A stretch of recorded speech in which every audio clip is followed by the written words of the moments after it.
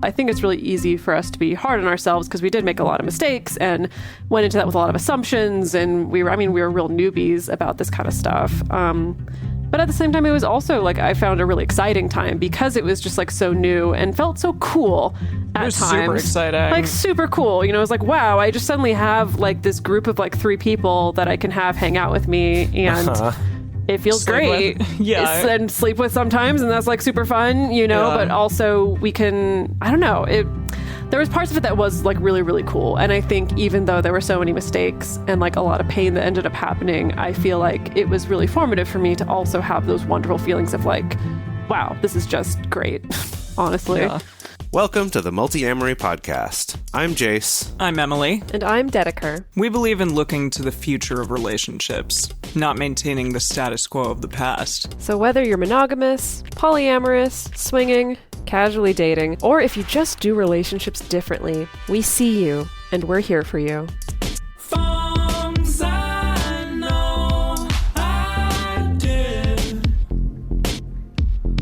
Forcing me to form myself to fit. On this episode of the Multiamory podcast, it is our 300th episode. Yay! Wow.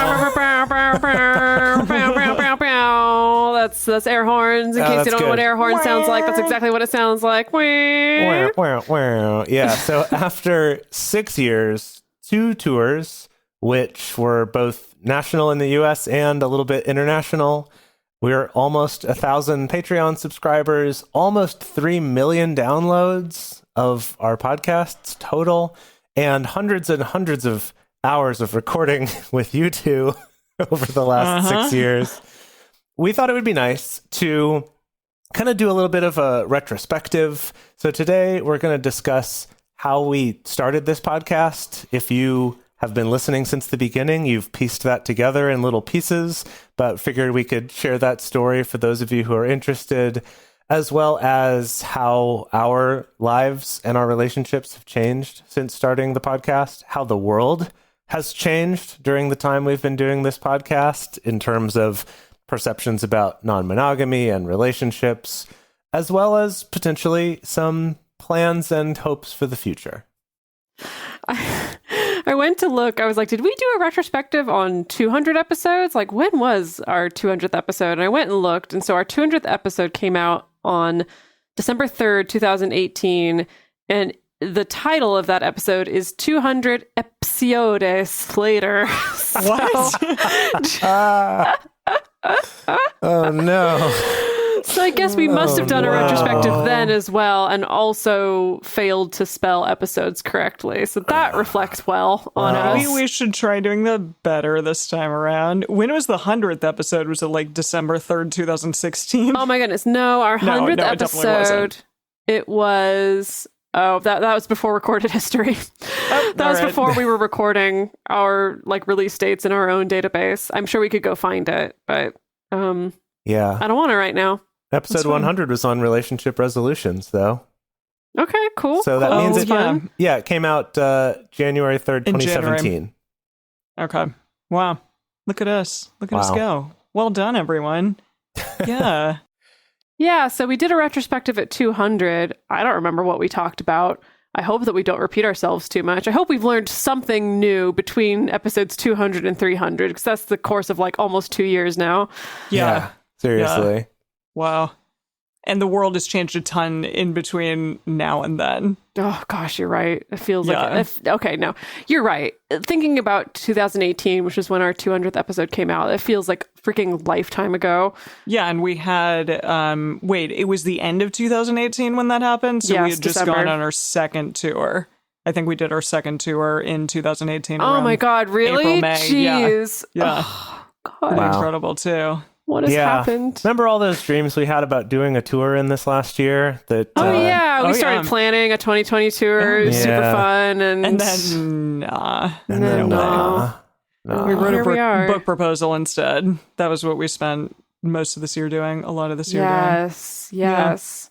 So So Emily, you mentioned when we were going to do this episode that you were surprised by how many people don't know our story or how we started the show, or what was it that you've found? How's that come up? Yeah, well, the three of us all did like a little interview series for a different podcast, and it was very like clear from the things that they were asking me that they didn't really know like what our whole configuration is now, and like, you know, that I'm not non-monogamous now and haven't been for like a number of years, like things like that. And I do once in a while, like when people slide into our DMs, stuff like that on Instagram, and they're like, wait a minute, like I'm trying to figure out, what are you all three together? Like what's happening? And so some people clearly don't know. So for those of you like who are listening to this, maybe it would be interesting to you if you didn't already know like what our configuration is as the three of us, to kind of hear that like story real quick.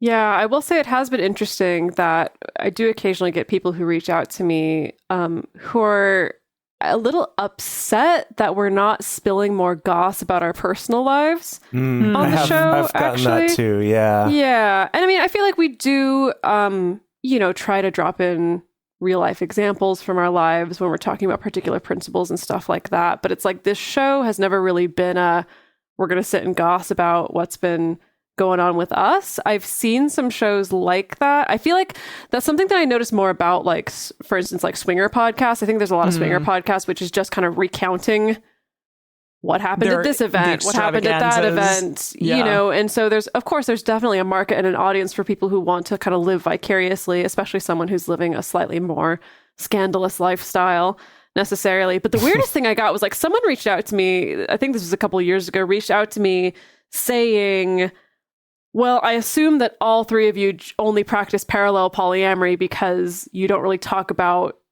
your other partners in extreme detail on the show. Wow. And I'm like, well, first of all, that's not really true. But also, second of all, I'm like, there's a thing called privacy. Sure. Like there is kind of a responsibility where I don't want someone to date me and then be afraid that I'm going to turn around and just like talk all on the podcast about how they were in bed and stuff like that. So yeah, there's a balance there. And to be fair, too, I think if that's what you're looking for in a podcast, there's a lot of podcasts out there that will give you that. Even kind of more mainstream dating advice shows that I'm not a big fan of the advice they give love to gossip about their personal lives or tease each other about them or talk about the sex that they had or whatever.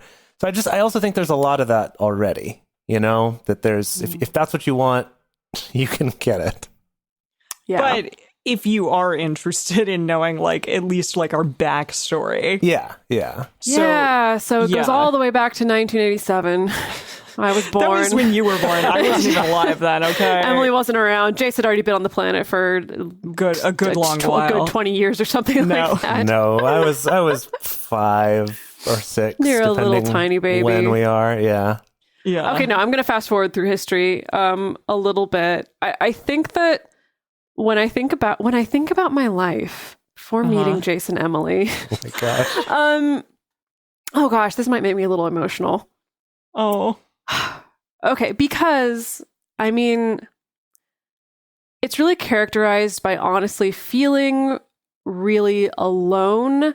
Not like in my life as a whole. I had people, but kind of feeling really alone, I guess, in my identity and in the fact that I was like pursuing polyamory. And it honestly really felt like it's like literally the only people I have to talk about this are the people that I am dating, some of whom are really not receptive to that, some of whom don't really get it, some of whom are the people I'm dating and they shouldn't, be carrying the full burden of needing to be all of my community and stuff like that. But I don't know. I mean, before I met the two of you, I was definitely at a place where I was only just starting to, I think, start to take ownership of being polyamorous, really. I was only just starting to be very blunt about that with the people that I was dating, but I definitely didn't really have any friends who were into that. And I also up to that point had pretty much all negative metamor experiences as well. Like leading up to that point, it was a lot of, I was dating people where my metamors were pretty clearly secondary or just kind of hookups and stuff. And so there wasn't really a need to meet them, or they were dating people in kind of not very ethical ways. And so there was just unnaturally like some bad blood there, often from the start, between myself and my metamors. So that's the place that I was before meeting all y'all. And I feel like Jase and Emily, the two of you, have talked a little bit more on the show about, your process of opening up and how that went for the two of you and stuff like that. But I don't know if there's anything else that you recall from that time of the pre-Multiamory era of what strikes you the most from that time or what you remember.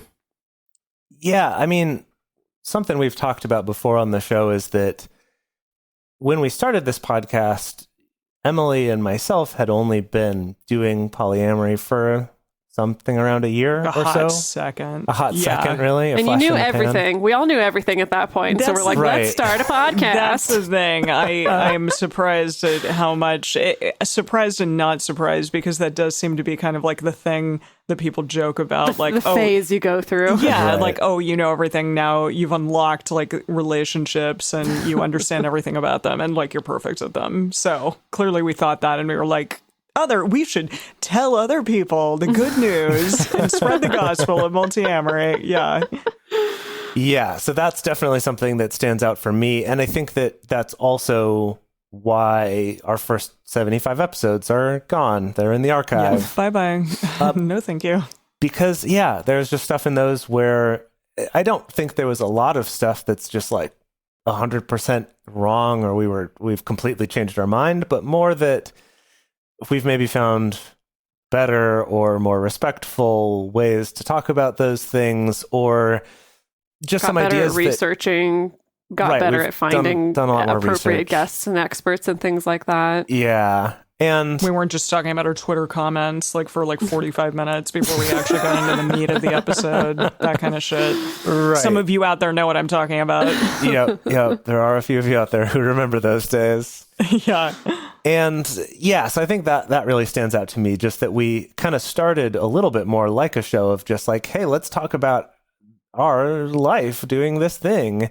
And it kind of has become something more that is like we try to be as research-based as we can while still not being researchers. Like, we're not scientists, but we're all people who... But we play scientists on TV. I know, exactly. Well, you're not a scientist. No, we're not scientists. But yeah, we so play them on a podcast. On a podcast, yeah, exactly. Yeah, no, exactly. Well, so I want to rewind the tape a little bit to talking about...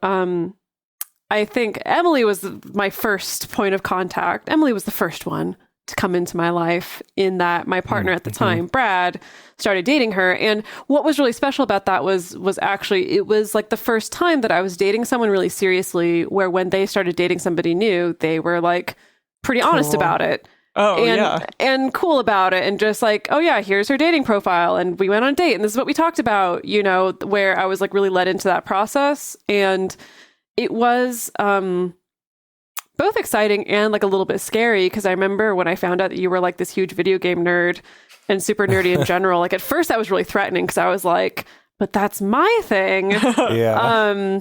Not at all realizing that I'm like, no, that's actually a really good thing that my metamor and I have that kind of overlap in interest, because it's not a competitive thing. It's like, oh, that means there's a much higher likelihood that we're going to get along and have stuff to talk about. And that lesson from that experience has come back in my life multiple times, that like, if I have a partner who starts dating somebody and there's something about them that's a little threatening or something like that, that I remind myself that, no, this could be the cue that I actually would really love this person, this metamor, and actually really, really could have a really wonderful friendship or business partner relationship with them, potentially. Yeah, or both, yeah. Right. Yeah. You probably weren't thinking of business partner yet. That probably came Not along yet. later. Not yet. And so from my partner dating Emily, and then Emily going home and telling Jase, hey, this guy that I dated also is dating this super cool sounding person, Dedeker.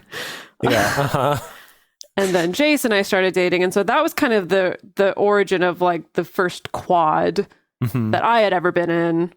Yeah, I think definitely all of us, that we had ever. Yeah. That was the origin of the quad, which, I mean, I want to hear from all y'all about what you think about this as well. I think it's really easy for us to be hard on ourselves, because we did make a lot of mistakes and went into that with a lot of assumptions. And we were real newbies about this kind of stuff. But at the same time, it was also like I found a really exciting time because it was just like so new and felt so cool at times. Super exciting. Like super cool. You know, it was like, wow, I just suddenly have like this group of like 3 people that I can have hang out with me and it feels great. Yeah. And sleep with sometimes, and that's like super fun, you know, but also we can, I don't know, there was parts of it that was like really, really cool. And I think even though there were so many mistakes and like a lot of pain that ended up happening, I feel like it was really formative for me to also have those wonderful feelings of like, wow, this is just great, honestly. Yeah. Absolutely. Yeah. I mean, Jase and I had dated really like since the very beginning of 2011, like met in 2010, and were monogamous until when did we start being polyamorous, Jase? Like in the early 2014 or 2013, I guess? It would have been 2013 because that's when we all met. Yeah. Seems so long ago. It really was a long time ago. Wow. Yeah, no, I mean, really, like, the time this episode comes out will be, like, right around my anniversary of meeting Jase 10 years ago, which is pretty incredible. Like, in terms of, people in my life, I'd say there are few that I'm as close with who I've known as long as you, for sure. And really, like, that extends to you, Dedeker, as well. I think, coworkers and, like, people come and go out of your life. Right. But, like, you two have very much stayed.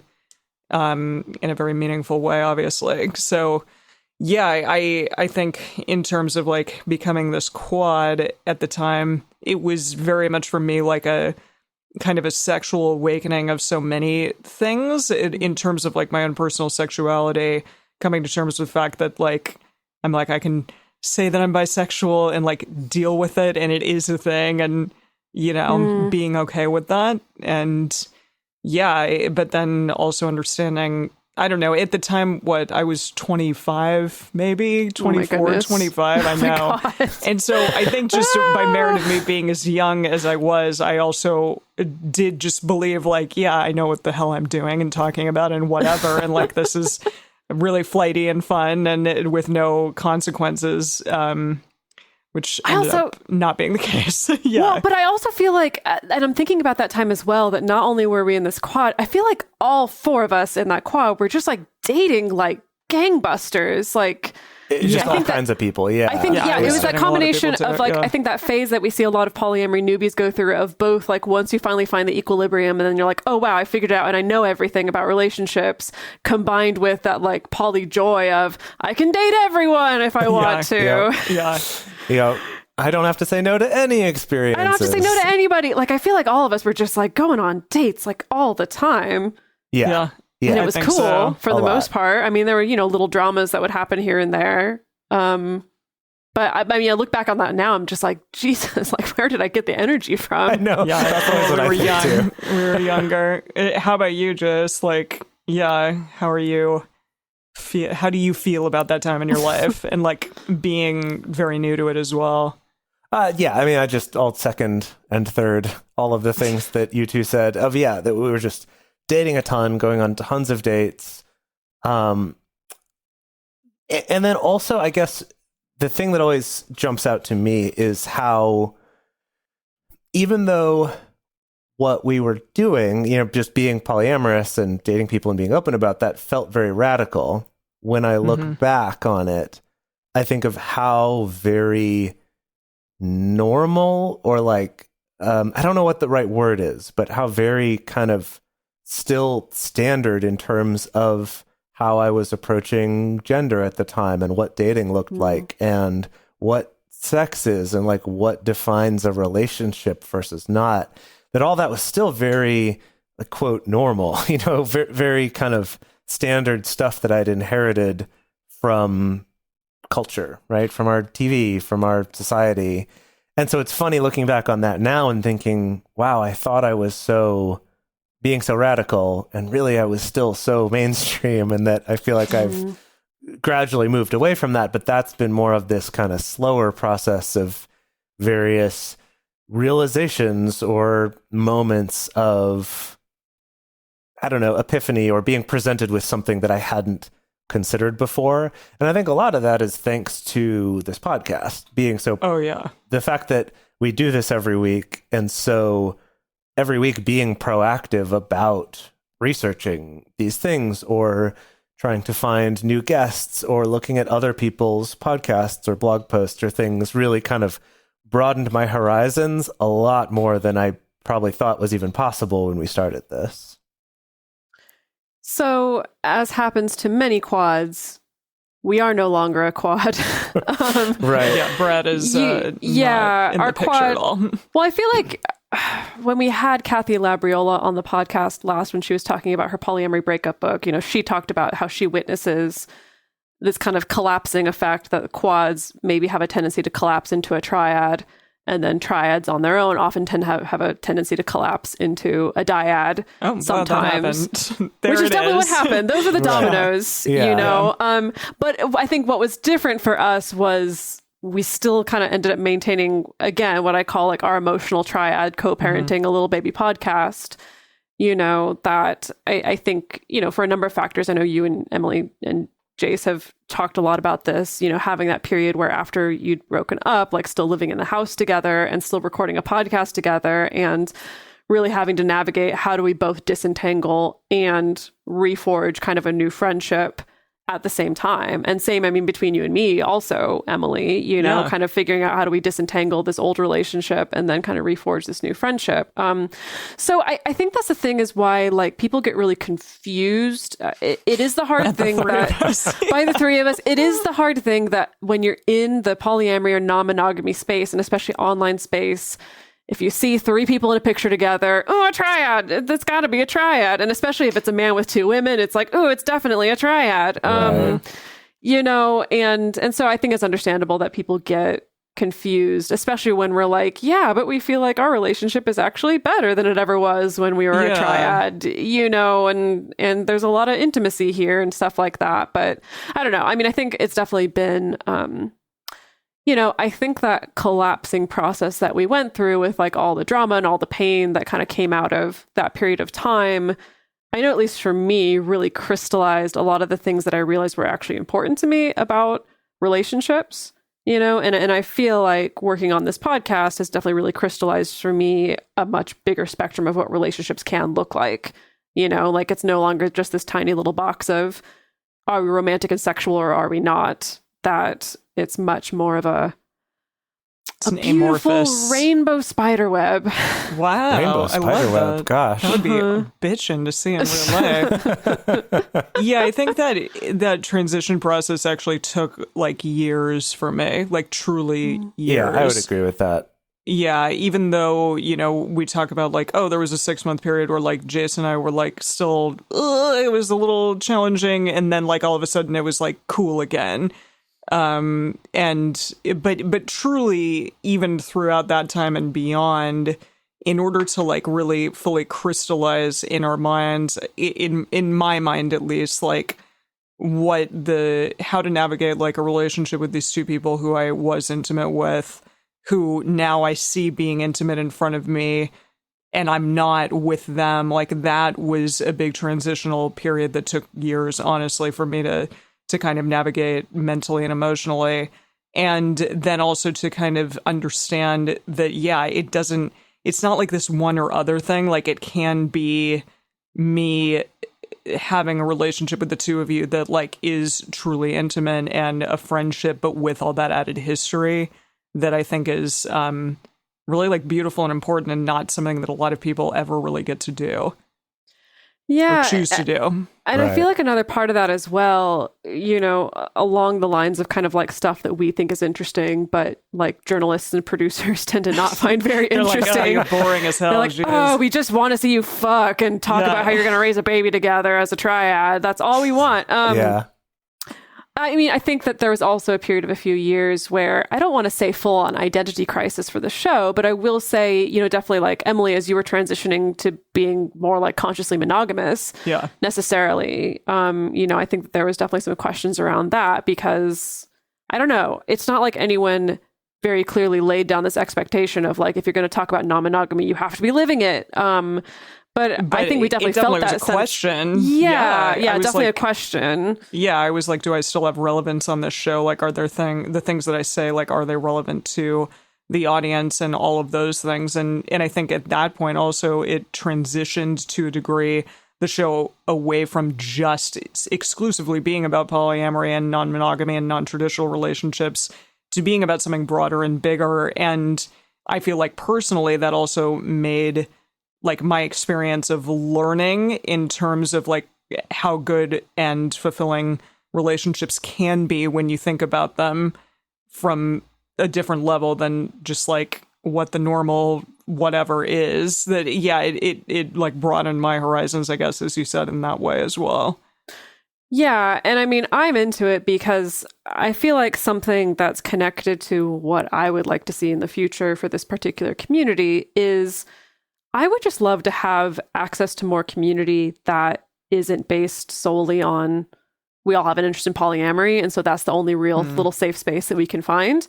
Because I do feel like my most enriching community experiences have been communities that are just like really welcoming of people who are in non-traditional relationships, but that's not the sole reason why we're gathering here today. Yeah. You know, like I really love this idea of being able to see like a space where it's like we can have someone who's really traditional monogamous or someone who's a relationship anarchist and someone who's polyamorous or someone who's solo poly, and no one's feeling inherently threatened or pressured by that. And so, I mean, that's also been my hope in the fact that like, you know, Emily, you're still here being monogamous, but still talking about all these things is, it feels like something that should be so easy and so obvious. And yet in our world really isn't. You know, that's a really great point that you're making. Yeah. How do you feel about all this, Jase?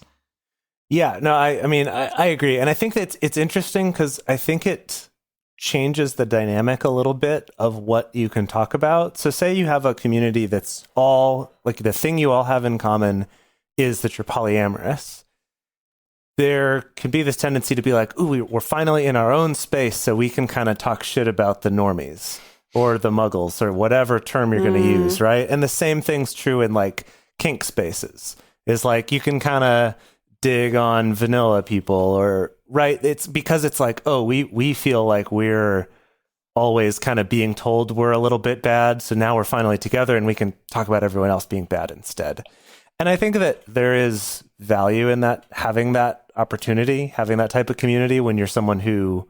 When you're part of a community that doesn't get to do that in normal society.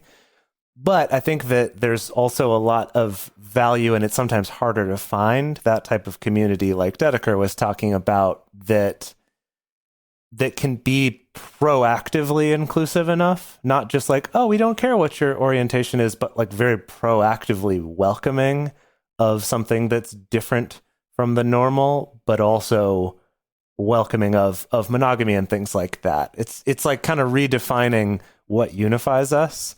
So instead of just being this one relationship type, it's the fact that whatever we're doing, we're willing to question it and look at it and kind of examine what we're doing instead of taking it for granted, maybe. Yeah, I think that it would be so cool as we continue to kind of evolve as humans and like in this perhaps more progressive space that it feels like maybe the world is going towards. That. Gosh, yeah, I hope.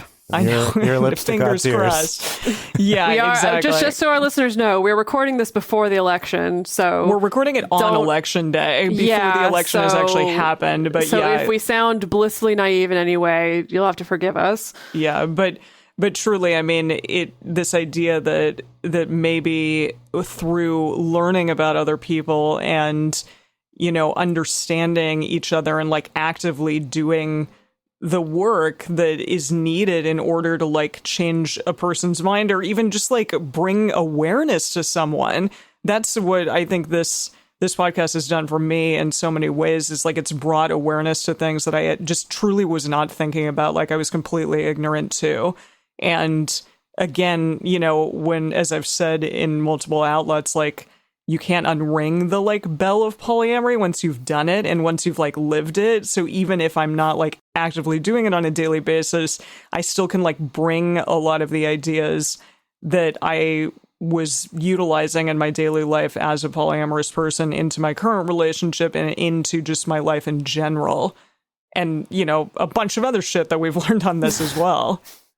Yeah, I think the biggest change I've noticed in myself and kind of how I approach the world in relationships from the start of this podcast to today is I mean, I do feel at the start of this podcast, I think because we were going through so much drama and so much pain, and there was a lot of really difficult questions coming up, I think it kind of shoehorned me into this particular set of ideas of like, well, I know what I know about myself, and I think this is the correct way to do polyamory, and this is the way that I think most people should do it, and that's the way it is. And I think from doing this show and hearing about so many people's different experiences in my work, working with clients, especially hearing so many people's different experiences, I really feel I've gotten to this point where I'm almost at a place of just feeling like I almost kind of don't care what format of relationship you are in or you choose. Just please do it in a way that's like ethical and kind, and everyone is consenting and everyone has access to happiness,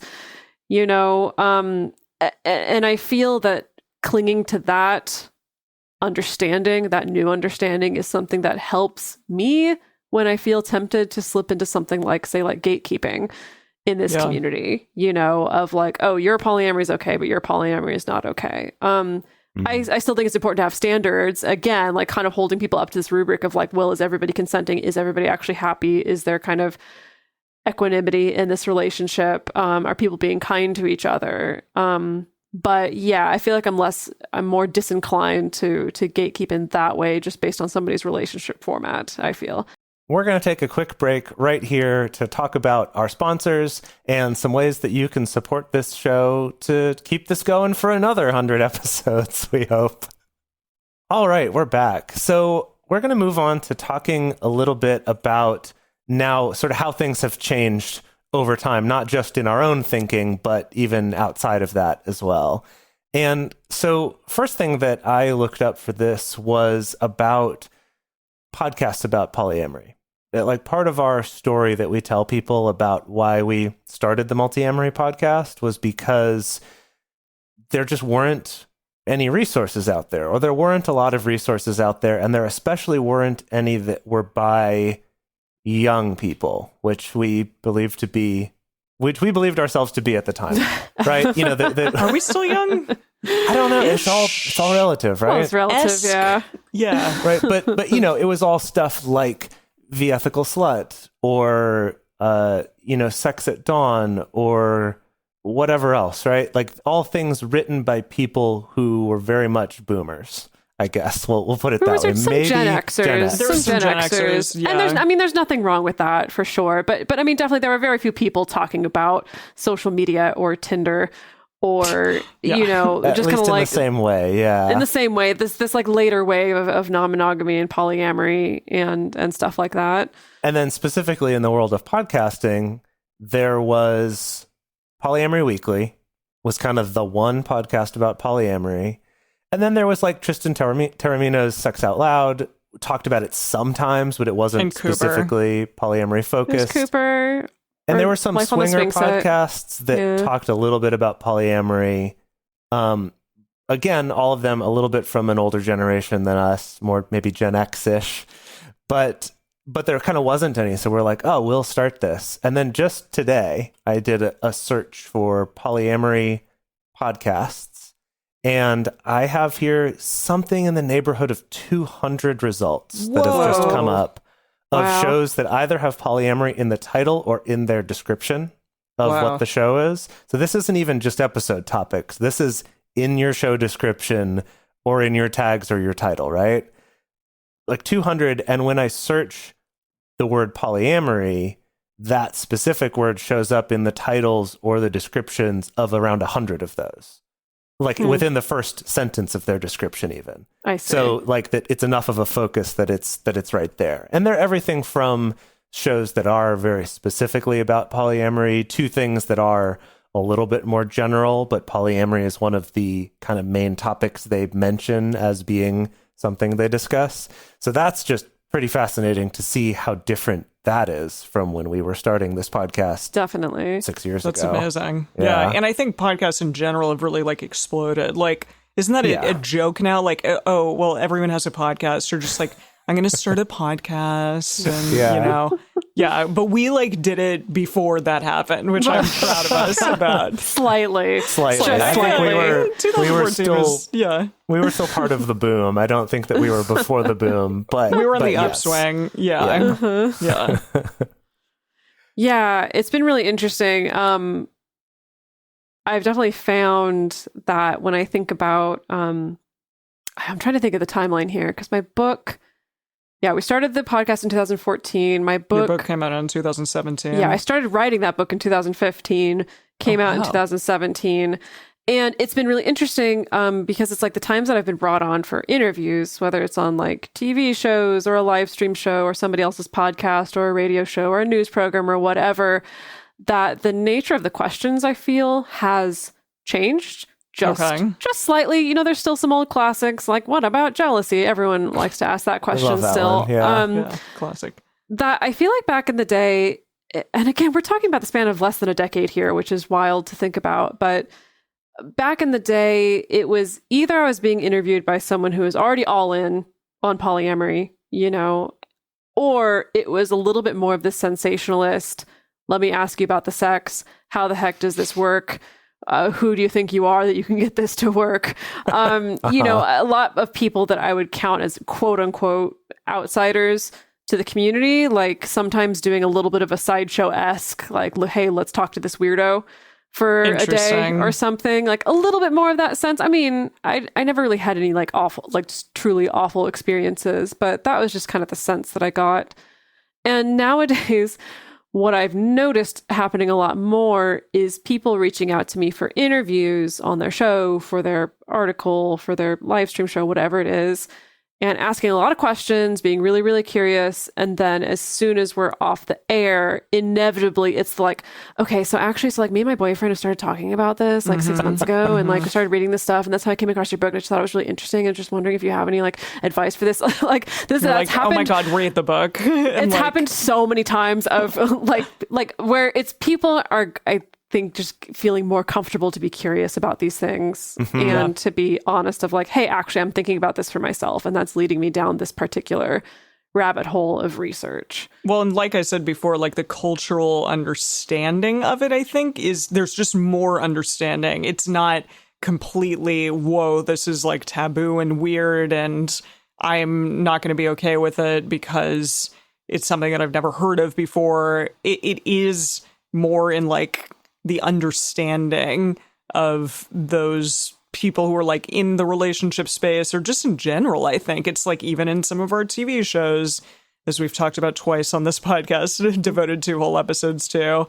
And so, yeah, I think maybe we're just starting to have people find it to be like less sensational. And so it's just they're asking like harder, more detailed questions perhaps about it. It's almost like the overall narrative about it, even if for most of culture, it's still kind of this weird thing, this kind of weird experiment that you could do, that I think that I've noticed that the narrative is less around opening up a relationship is just something you do before you break up or while you're looking for something better, to now being like, this is a thing that you can try and it doesn't necessarily mean your relationship's over. I think that subtle change in how people look at it has maybe made more couples willing to at least entertain the idea or look into it, because there's less of this sense of like, we can't take that step because once we do that, we're doomed. And instead it's like, well, I don't know, maybe that's something that we could try. I don't know. And if it doesn't work out, that also could be okay. We could go back to being monogamous. And I think that's definitely a big change from my impressions and like the ways people asked me questions about it when Emily and I first opened up. Yeah. Yeah, for sure. That reminds me, literally just the other day, I had a news article fed up to me from Slate. It was like Slate's advice column. And the headline was just, oh, this guy I started dating just dropped a bombshell on me. What do I do? And for a second, I was like, I wonder if it's polyamory. And I was like, it's probably not. It's probably something else. And then I clicked on it and that's what it was. It was, she was like, I was talking to this guy. Seems like we really meshed well. It's the first person I've met in a long time online that I felt this with, but then he told me that he was poly, and I know about myself that I'm like really emotionally needy and I have low self-worth, and so I don't know if I should go for it or not. And I was just like bracing for what the response was going to be, because it's right.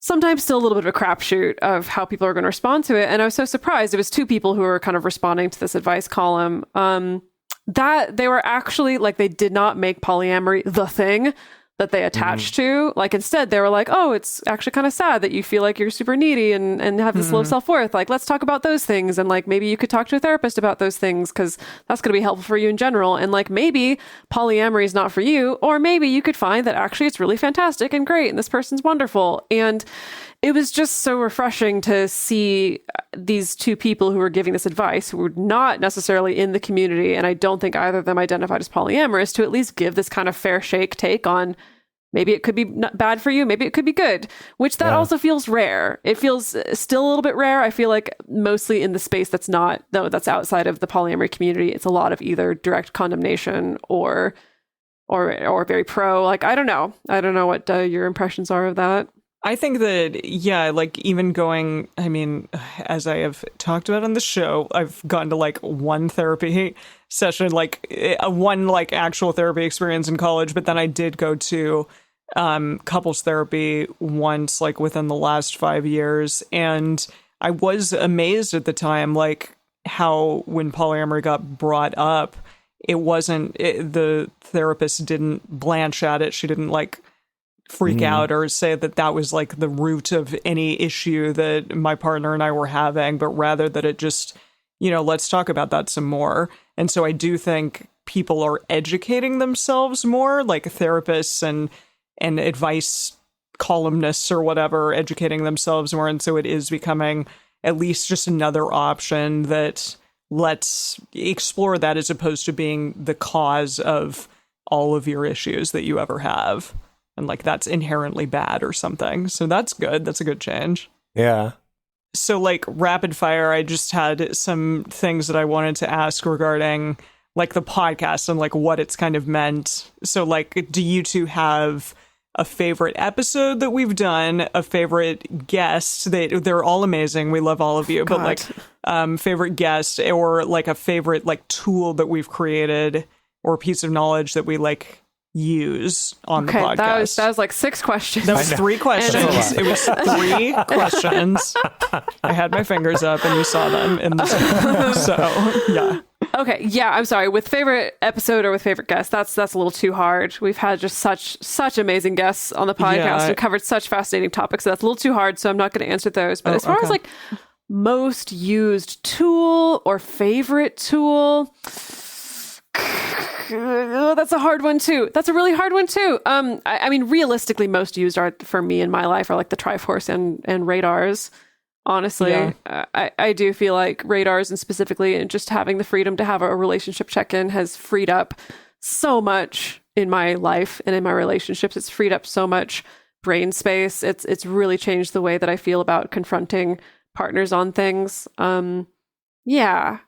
So I would say that. Oh, I know. I wish I had like a different answer, but also I think Triforce and Radar are the biggest ones for me. Interestingly, about the Radar, what you were saying about kind of giving you permission to have check-ins, that I think that whenever you and I, Dedeker, have had to have, or even the three of us for our like company meetings too, whenever we've needed to have a like, okay, let's sit down and figure out this thing. Like Dedeker and I recently, and maybe we'll talk about this on a future episode, we tried out this system for dividing household chores. That's sort of there's a whole structure to it, which we like because it reminds me of Radar a little bit, that there's specific steps and specific things you do, and it's a little bit like a game. But doing that was very much like we came in having all the tools that we've developed from doing our radars, of just, we know how to take breaks, how to meta communicate about what we're communicating about, right? Just all of that really, it's just, it's developed a lot of skills and tools that I think I use very regularly, even outside of my romantic relationships. And then the Triforce is just one that I've just found not only really helpful for myself, but really helpful for explaining to other people, because it kind of simplifies this concept of sometimes you're not giving someone what they actually want in an exchange, that understanding what they want can help you give that to them, and kind of help sort of demystify, like, why is it that this person gets upset with me when I'm trying to help them? And I think that's just been such a big one that I've found really helpful to tell other people. Yeah, I gave someone the Triforce advice on Sunday when I was at work. Wow. Oh. Yeah. Wow. Yeah, he was like, why do I gave my girlfriend advice, and she was like, that's not what I want from you. And I said, well, why don't you try asking her next time what it is that she wants when you get in a conversation like that? Ask her, like, do you need some love and care and affection and just poor baby? Or do you actually want to problem solve this with me? Or are you just telling me, like, what's happening here? So I tried to, like, infuse the Triforce a little bit on it. Infuse. Nice infusion. Yeah. You know what? I'm going to add one too. I'm going to say also the idea that we've talked about from the Gottman Institute, which is about taking bids. Yeah. Taking other people's bids and the importance of that. Yeah. I think that's one that I've found comes up with my parents, with my siblings, with my friends, with my coworkers, in addition to my relationships, that just this idea of, I guess, realizing how important it is to do what you can to acknowledge a bid and to say yes to it, even if it's not okay, we're just going to do what you said, but kind of acknowledging that by treating this bid seriously and taking it seriously and turning toward it, I'm improving our relationship and making sure that person doesn't feel rejected or ignored. And then similarly, if I'm ever feeling rejected or ignored or not appreciated, I'm able to kind of step back and see it's like, oh, right, it's because those bids aren't being accepted. Maybe I could also take a different approach of when I give those bids, or just not take it so personally. Like when I try to give any sort of bid to Dedeker within the first 2 hours of her waking up in the morning, it's not going to go well. Oh my gosh. She's going to be coughing and upset. She's just going to be grumpy with me. Yeah. But I, by understanding bids, I'm able to kind of take that outside of this is how she thinks of me, and more just how is she able to receive my bids or not. Yeah. What about you, Emily? I use Triforce. I think so many of our of like the tools that we've created and that we've learned about have truly been for us from like a bigger granular level, being able to, like, even if whatever we're doing isn't quite working on the other person, or, you know, the bid isn't being taken or whatever, we're able to step back and say, like, hey, I understand what's happening. Like, I understand the bigger picture of, like, what's occurring there, and I don't need to take something so personally or be so upset about it. And yeah, I think my personal, like, for lack of a better word, anger in relationships, or being judgmental of, like, myself or other people, or it being pissed off or upset at someone, like, that's taken a step back over the years, because I've been like, hey, it's okay. Like, I get kind of what's going on here, and I understand, like, they probably didn't mean to do that, even if I'm getting, like, frustrated or upset about it.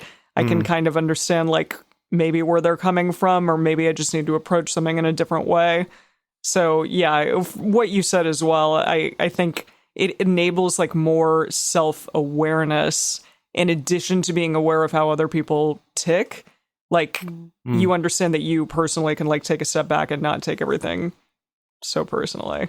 Yeah, that's great. Yeah. I think that there's been this overarching theme for me of realizing that creating structure and systems can be great, actually. Even like tiny little systems. I mean, like the microscript stuff that we came up with in the past. I mean, like, literally just the other day, Jason identified, like, oh, there's this regular interaction that we have where the way that one or both of us reacts to a particular prompt sets off the other person and makes us both annoyed. And it was like, what if we come with a microscript for that? You know, and so it's like something about feeling really empowered to be like, we can create even a tiny little system, a tiny little tool, a tiny little bit of structure that helps us to communicate really intentionally and really well and in good faith and act as a team, instead of just kind of falling into old habits or falling into assuming that someone's out to get me or someone's out to hurt me or stuff like that we can kind of, it's like that meta level kind of processing and creation within relationship. Yeah, it's funny because it reminds me a little bit of our episode from 2 weeks ago talking about eustress and distress, that having that agency of, I feel like this problem is not insurmountable, but we can come up with a system or we can try things so that we can get past it. I think that is a key part of the tools and stuff, is seeing, okay, there's other ways to talk about this or go about it. We can try things, or as Dedeker likes to say, we can put on our scientist hats and do experiments on ourselves to like figure out what's going to work for us. That is really empowering, I think, and helps fight that feeling of helplessness that I personally have experienced in a lot of relationships that have been having trouble, and that I see constantly in people's relationships, kind of this feeling of helplessness, of just like, I can't do anything about this. I can't do anything to fix this. I can't escape this. I can't make it better, kind of a feeling. Yeah, we are more powerful, I think, than we ever think that we are, truly. I mean, I don't know. At least I've found that for myself in my relationships. And then on the flip side, if that relationship isn't going the way that I want to, I can also exit it, which I know that I've heard both of you say, and that's something that like our relationship, the three of us together, has also shown us like that relationships can be really good and really healthy and function at a really high level. And I really appreciate that too.